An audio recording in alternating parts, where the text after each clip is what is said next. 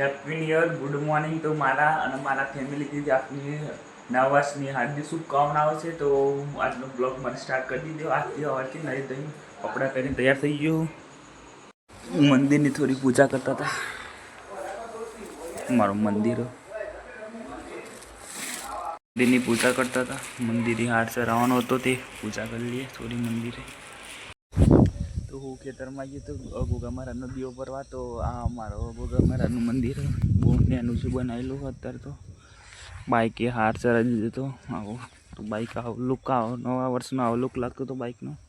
ના મારું ખેતર અમે તો ભાઈનો મંદિરે આવીએ હતા. અમે ત્રણે ભાઈઓ મંદિરે આવી ગયા હતા. એક અંદર આ મારો નાનો ભાઈ. થોડી સફાઈ કરી લઈએ. મંદિર થોડું બગડો તો તે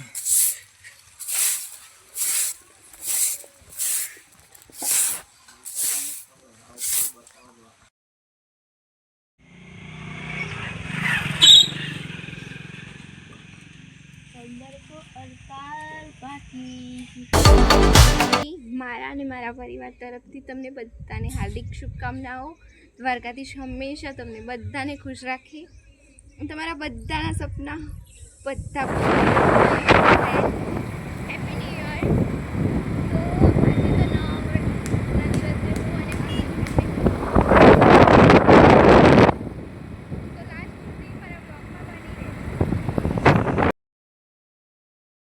મારા ફ્રેન્ડો આ કિરણ બધા ગયા મોરામ જોવા.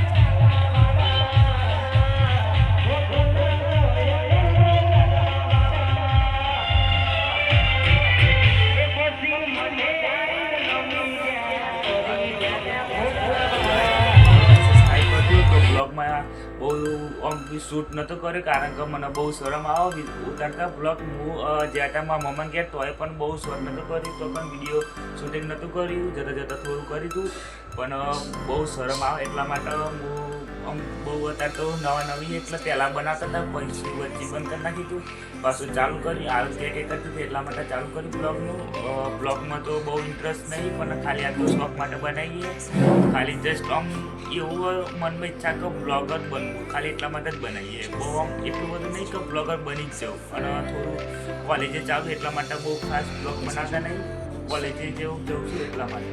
તો મારો બ્લોગ ગમે તો લાઈક ફોલો અને સબસ્ક્રાઈબ કરજો. તો બહુ જગ્યાએ આમ ટાઈમે શરમ આવે એટલે બ્લોગિંગ બહુ વિડીયો ઉતારતો નહીં. જેટલો ટાઈમ મળે એટલો વિડીયો ઉતારી લઉં. તો મારો બ્લોગ આજનો ગમે તો ફોલો લાઈક સબસ્ક્રાઈબ ને કમેન્ટ કરજો.